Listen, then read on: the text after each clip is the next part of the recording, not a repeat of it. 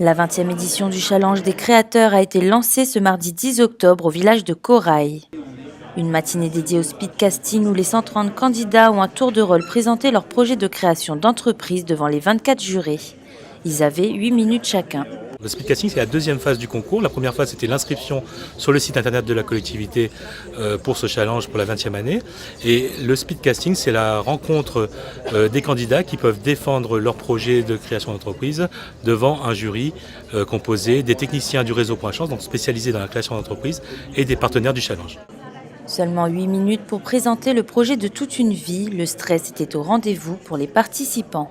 Un petit peu de stress au début et après ils nous mettent à l'aise, donc ça se passe très très bien et les 8 minutes c'est vraiment, ça passe vraiment très vite.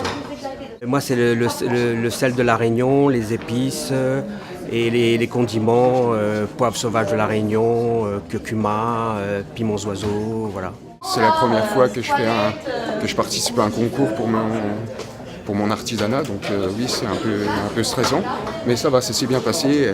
Moi je mise vraiment sur mes sacs, donc je peux même en montrer un, voilà, des sacs en calebasse, donc moi je mise sur ça parce que c'est un produit utile. Un 20e anniversaire du Challenge des créateurs marqué par l'arrivée d'un nouveau prix, celui de la start-up.